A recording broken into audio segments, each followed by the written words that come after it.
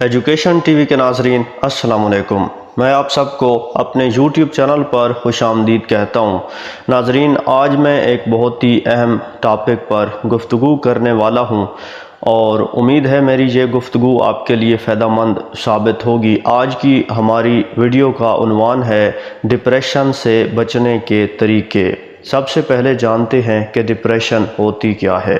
ناظرین، جب انسان غلط سوچنا شروع کرتا ہے یا مختلف قسم کے مسائل کا شکار ہوتا ہے تو وہ پریشان ہونا شروع کر دیتا ہے اور اسے خبر ہی نہیں ہوتی، اور پھر وہ پریشانیوں میں چلا ہی جاتا ہے، اس کے ذہن کا سکون ختم ہو جاتا ہے۔ جب انسان ایک ایسی سچویشن میں پہنچ جائے کہ اس کے ذہن کا سکون ختم ہو جائے اور اسے ذہنی سکون حاصل ہی نہ ہو تو ایسی سچویشن کو ڈپریشن کہا جاتا ہے۔ ناظرین، ڈپریشن بہت ہی خطرناک مرض ہے۔ یہ انسان کو مختلف صورتوں میں لاحق ہو سکتا ہے، اس کا ہمیں نقصان ہوتا ہے۔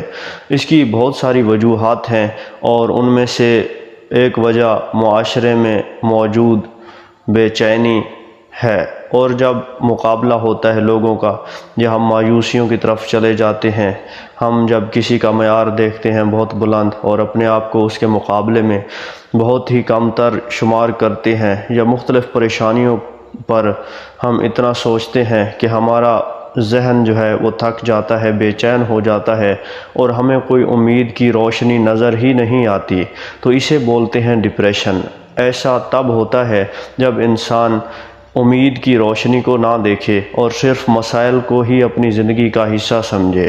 ہم پر ایسی سچویشن، ایسی حالت طاری ہوتی ہے جب ہم سمجھتے ہیں کہ ہماری زندگی میں کوئی راستہ ہے ہی نہیں، ہماری کوئی منزل ہے ہی نہیں، ہم مشکلات کا شکار ہیں اور ان کا حل ہی نہیں۔ ایسی سچویشن کا نام ڈپریشن ہے۔ ڈپریشن انسان کو اگر طویل عرصہ سے لاحق ہو تو یہ انسان کا ذہنی سکون چھین لیتی ہے، اس کی زندگی برباد ہو جاتی ہے۔ تو اس بیماری کو سمجھنا ہوگا اور یہ دیکھنا ہوگا کہ ہم کیسے اس بیماری کا شکار ہیں، اور ہم ان کی وجوہات کو جانیں گے سب سے پہلے، اور پھر ان وجوہات کا ہم نے تدارک کرنا ہے۔ اگر ہم وجوہات کو جان لیتے ہیں اپنی ڈپریشن کی تو ہمارے لیے یہ بات آسان ہو جاتی ہے کہ ہم فیصلہ کریں کہ کس طرح ہم اس سے بچ سکتے ہیں۔ جی ناظرین، آپ سب سے پہلے دیکھیں کہ آپ کی زندگی پہلے کیسی تھی۔ اگر اب آپ کو ڈپریشن لاحق ہے تو کیوں ہے؟ اپنے ماحول کا جائزہ لیں۔ کیا آپ صرف اور صرف تنہا تو نہیں رہتے؟ کیا آپ صرف مسائل پر ہی غور تو نہیں کرتے؟ کیا آپ کے کوئی اچھے دوست ہیں یا نہیں ہیں؟ ان سب باتوں کا جائزہ لے لیں۔ تو ناظرین، سب سے پہلے اگر آپ پریشان رہتے ہیں، تنہا رہتے ہیں اور ڈپریشن کا آپ شکار ہیں تو آپ کو سب سے پہلی چیز جو کرنی چاہیے وہ یہ ہے کہ اپنی عادت بدلیں، اپنی روٹین آف لائف کو آپ چینج کریں۔ جب آپ اپنی روٹین آف لائف کو چینج کریں گے، کوئی کام کریں گے، کوئی اچھا کام کریں گے، تو آپ کا ذہن اسی کی طرف راغب ہوگا اور آہستہ آہستہ آپ کی ڈپریشن کم ہوتی جائے گی۔ اچھی ایکٹیویٹیز میں سے آپ ان کا انتخاب کریں جو مختلف طرح کی ہوں اور آپ کے لیے فائدہ مند بھی ہوں۔